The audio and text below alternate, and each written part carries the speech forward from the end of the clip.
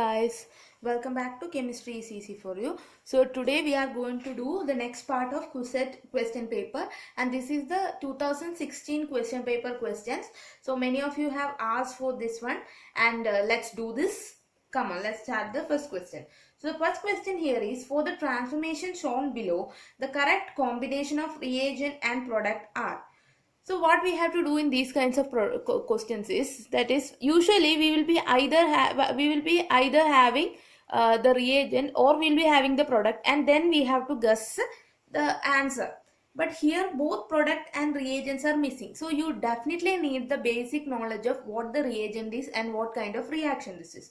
So let's see one by one option. So this particular option, NH2 and KOH with heat, this particular thing is for Wolff-Kishner reduction. So we can see this is for Wolff-Kishner reduction. So what is the product of Wolff-Kishner reduction? For Wolff-Kishner reduction, the product should be a normal hydrocarbon, that is alkane should be the alkane, or the after reduction we should get hydrogen in place of the carbonyl group. We should get hydrogen in that place. So this is definitely not the answer that we need, because here there is alcohol, not hydrocarbon. And the second, this ZnHg HCl with heat, this is Clemmensen reduction. And here also the reduction will be resulting in production of hydrogen in the place of carbonyl common. So this is not our answer. But here you can see in the third one we are having the Wolff-Kishner reagent, and the product is having hydrogens in place of the carbonyl common, and definitely option C is our answer. Now let's see what is the mechanism of this particular reaction. So I'm going to write the reaction. So this is what we have. We are having double bond O, and in the first step we will be only using NH2. When we are having this hydrazine, that is the NH2 reagent, what we have to do, this double bond remains the same, but this oxygen and 2 of the hydrogen will be gone as minus H2O. Then what will be our product? Our product will be, it goes like this, double bond NH2, and there will be CH3 here. In the next step, what will happen? In the next step, we will be having KOH and heat. Here NH2, KOH and heat. And here we will be losing, what will be our product? Our product will be having, here minus N2 will be occurring. We will be losing, hydrogen will be abstracted at this OH minus, then water will be going. We will be having hydrocarbons. Here 2 hydrogen will be there, plus N2 plus H2O will be our answer. So this is the mechanism of this particular reaction. Now here we have our third question. In this third question, we should understand how to approach with these kinds of questions. In case of osazone, what you have to do is, you need to study the structure of all these glucose, mannose, glucose, galactose, all those you have to study, fructose, everything, the structure you have to study.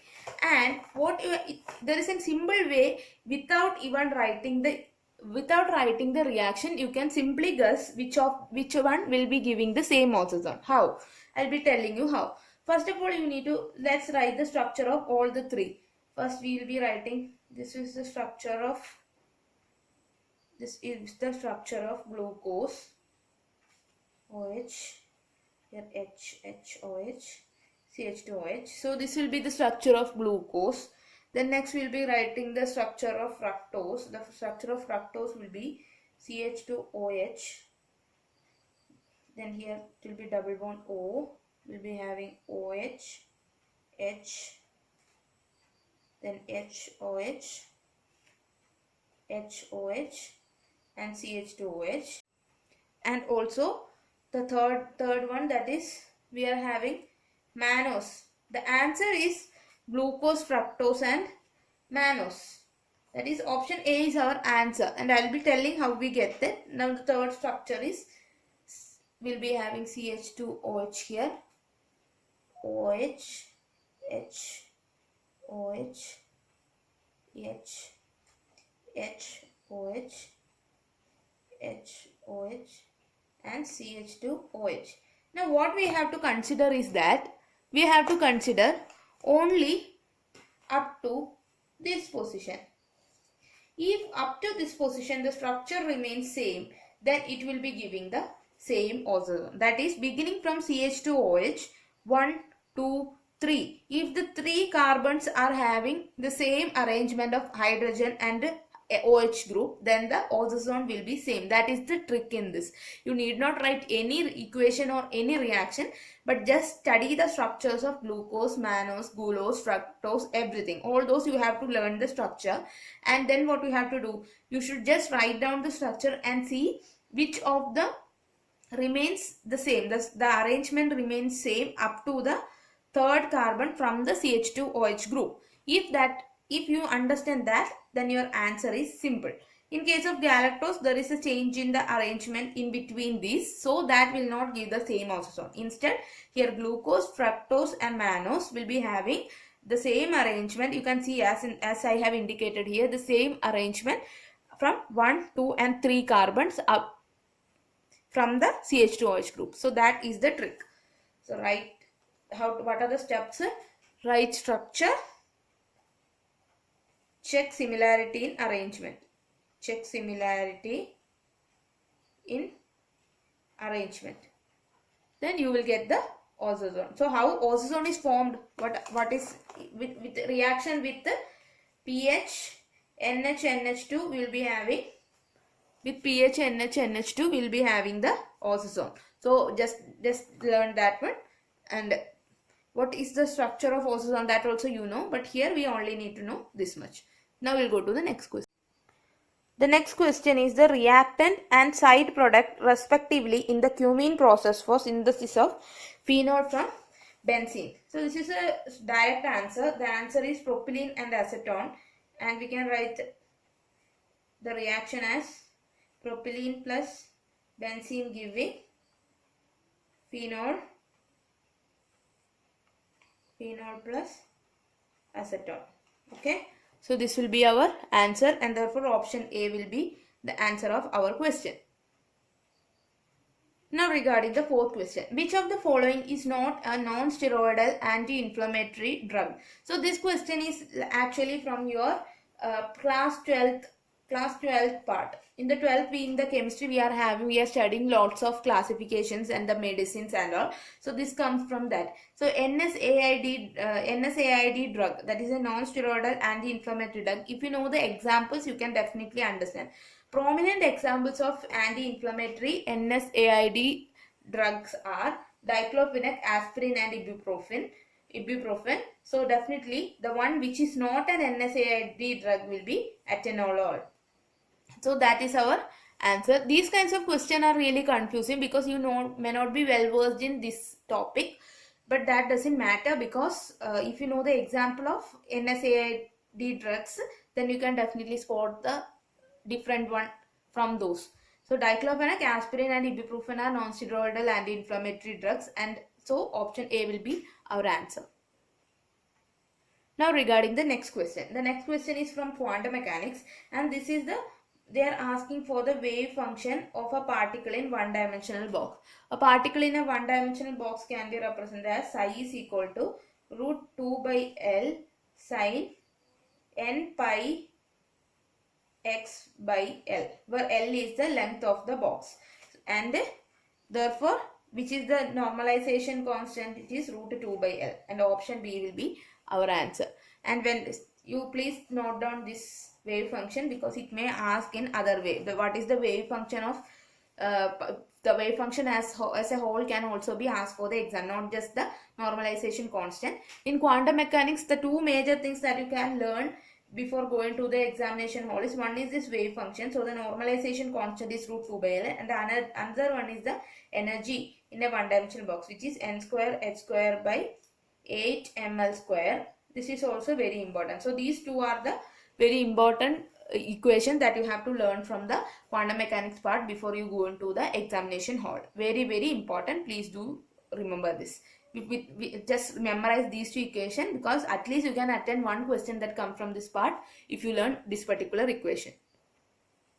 The next question here is to find the value of commutator. You all know how to find the commutator. If you have like this, what you have to do? We should first simply give a wave function. We can give a wave function psi here. Then this can be written as, what is it? Px x into psi minus x px psi. So this will be our answer. Now what is px?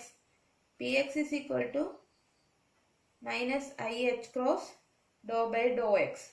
So now we can simplify this as minus ih cross dou by dou x x psi minus x, this will be plus because minus of minus plus ih cross dou by dou x into psi. We can take minus ih cross outside. Minus ih cross if we are taking outside, we will be having minus ih cross. Then derivative of 2. What is this? First function into the derivative. We can take ih cross. So here we will be having minus.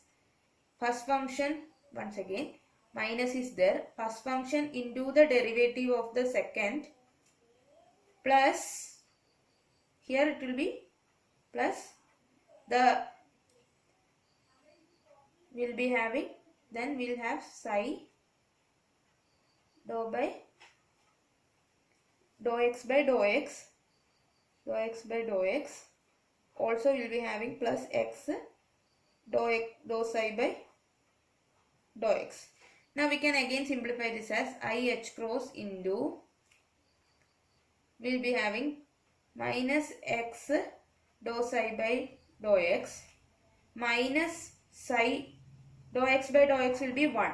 So we have minus psi, also plus, the bracket is outside, plus x dou psi by dou x. So minus x dou psi by dou x will plus dou x by dou, this will be going, and therefore our answer will be minus ih cross into psi. But we don't want psi, we only need px x, commutator of px into x. So after removing this psi, our answer will be, that is px x will be equal to minus ih cross. So our option D will be the answer. I'll be explaining once again. What is commutator of px x? First of all, we will be including a wave function here. That is, we are taking psi. Then the definition of commutator of a comma b will be ab minus ba. So we are using the same definition here. We will be writing px x psi minus x px psi. Then what is px in terms of x? It is minus ih cross dou by dou x. Now substituting that, we will be having minus ih cross dou by dou x into psi plus x ih cross dou psi by dou x. Why this became plus? Because we are having minus and minus. Minus of minus will become plus. In the next step, we will be taking ih cross outside. Then ih cross if we are taking outside, what is remaining in the first one? It is minus. Then we are doing the derivative. The first function in the derivative of the second. Minus is there. Plus second function in the derivative of first. And also we will be writing this down again. X dou psi by dou x. Now in the next step, we are taking the minus inside. That is, we remove this particular bracket. And we will be having minus x dou psi by dou x minus psi. Because dou x by dou x will be equal to 1. Plus x dou psi by dou x. And this plus x dou psi by dou x and minus will be getting cancelled. And what will remain? We will be having minus ih cross into psi. But what we need only px into x, not px x psi. So we will be removing the psi from this and our answer will be minus ih cross. Hope you understood this one. Now I'll go to the next question. We are going to the next question. This question is from the part of thermodynamics, and what we need to find, we need to find the entropy of mixing. So delta S is equal to minus R sigma Ni ln xi. So what is Ni is the number of moles and xi will be the mole fraction. So let's calculate the mole fraction of hydrogen and nitrogen. So mole fraction of hydrogen will be equal to number of moles of hydrogen plus total number of moles. That is equal to 2 by 4 or equal to 1 by 2. Okay. Now next we are having mole fraction of N2. That is equal to same 2 by 2 plus 2, which is equal to 2 by 4 or equal to 1 by 2. Now we can substitute the value in this equation. So delta S will be equal to minus R will be common, and we are having Ni. What is first we will be taking that of hydrogen. Hydrogen, the number of moles of hydrogen into ln mole of hydrogen. How many moles? It will be 1 by 2 mole fraction of hydrogen plus 2 into, this is of nitrogen, 2 into ln 1 by 2 again. Now what we can do? We can take 2 outside. So minus 2R into ln 1 by 2 plus ln 1 by 2. So what is ln A plus B? Ln A plus ln B is equal to ln AB. Now we can write this one as minus 2R into ln 1 by 2 into 1 by 2, which is equal to minus 2R ln 1 by 4. Also we can write this one as, this is equal to minus 2R ln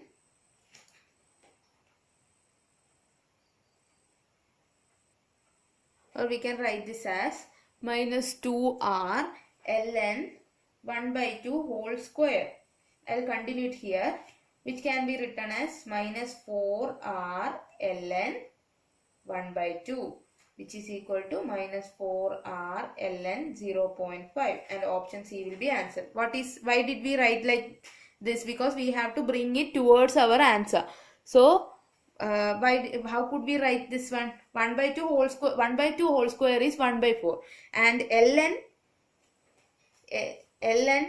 A raised to n can be written as n ln A. So that is what we used here.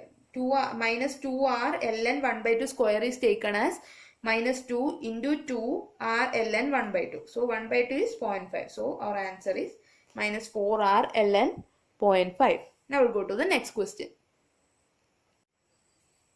So the next question is, when the pressure is increased from 0.5 bar to 1.5 bar, the melting point of ice. So it is decreasing because of Le Chatelier's principle. Why? Because according to Le Chatelier's principle, when the system, the equilibrium is disturbed, it should adjust some other quantity so as to maintain the equilibrium. So when the pressure is increased, ice undergoes a decreasing melting point to remain in equilibrium with water. So that is the result. That results in the decrease of melting point. That's all. The next question here is, which substance would you expect to have great lattice energy? So we have many different methods to understand this, but the simplest is to compare the charge. The charge is greater implies greater lattice energy. So here Ag plus and Cj, both Ag plus, it is 1. The charges are 1 and 1. Here it is 3 and 3.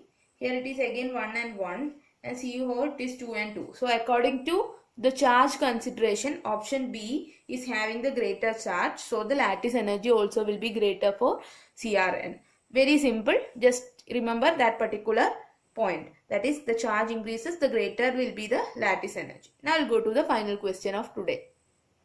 Question here is, which of the following complexes of Ti3 plus exhibit the shortest wavelength absorption? So shortest wavelength implies larger energy. Why? Because energy is equal to hc by lambda. So as lambda decreases, E increases. So larger energy means stronger ligand. Now let's compare all the ligands here. Out of H2O, F, En and Cl, which is the strongest ligand? The strongest ligand will be En, and that itself will be our answer, because it is a stronger binding ligand. It will be having larger energy and therefore result in the shortest wavelength. So our option will be option C, TiN thrice 3 plus. That's all for today. We will be continuing with the Cucet paper again. This is the 2016 paper. I have some more questions to discuss in the 2018 paper. We will be doing that before your examination. And I am thinking of doing part A but I want to know how many of you need that part A. If many people require the solutions of part A of the Cucet MSc Chemistry entrance exam, then we can do that for sure. I'll be helping you with that. So thank you for watching. Please subscribe our channel and hit the bell icon for latest updates. Please share our videos with all your friends. Let them all learn and ask any doubts you have to us without any without any hesitation. So see you, and all the best for your exam. Study very well, and I hope you do great in your exams. Thank you.